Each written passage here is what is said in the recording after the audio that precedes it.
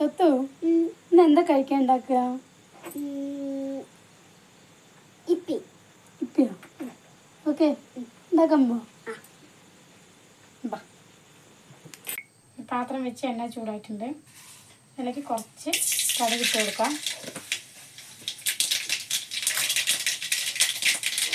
കടുക് നന്നായി പൊട്ടി വന്നതിന് ശേഷം അരിഞ്ഞ് വെച്ച ഉള്ളി കുറച്ചിട്ട് കൊടുക്കാം.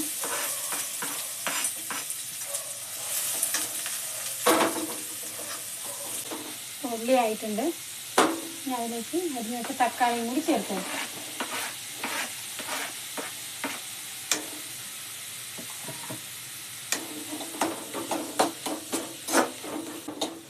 തക്കാളി ഒരുവിധം ചൂടായിട്ടുണ്ട്. ഇനി അതിലേക്ക് നമുക്ക് കുറച്ച് ഉപ്പിട്ട് കൊടുക്കാം. പൊടിയുപ്പാണ്. ഉള്ളി ആയിട്ടുണ്ട്. ഇനി അടുത്ത് നമുക്ക് മസാല ചേർത്ത് കൊടുക്കാം. ഇട്ട് കൊടുത്തിട്ട് മസാല ഇട്ട് ചൂടാക്കാം. ചൂടായി വന്നിട്ടുണ്ട്. ഇതിലേക്ക് കുറച്ച് വെള്ളം ഒഴിച്ചു കൊടുക്കാം.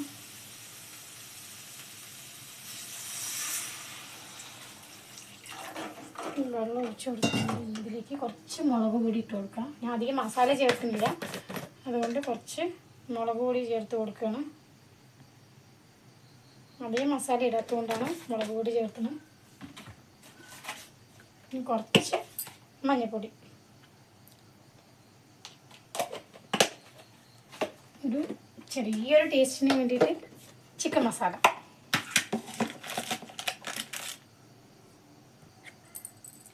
കുറച്ച് ചിക്കൻ മസാല ഇട്ട് കൊടുക്കുന്നുണ്ട്. ഒരു ടേസ്റ്റിന്, ഒരു ചെറിയൊരു ടേസ്റ്റിന് വേണ്ടിയിട്ട് നമ്മളധികം മസാല വേറെ ചേർത്താത്തത് കൊണ്ട് കുറച്ച് ചിക്കൻ മസാല ചേർത്ത് കൊടുത്തിട്ടുണ്ട്.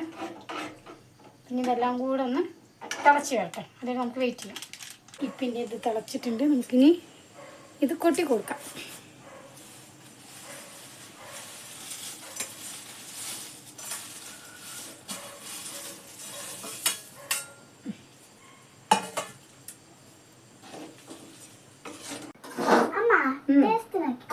ടേസ്റ്റ് നോക്കണം. നമുക്ക് ഇതിന് അടുത്ത് നിന്ന് കിട്ടും. കുറച്ചും കൂടെ നിൽക്ക്. അടുത്ത് നിൽക്കല്ലേ, ചൂടുണ്ട് കേട്ടോ.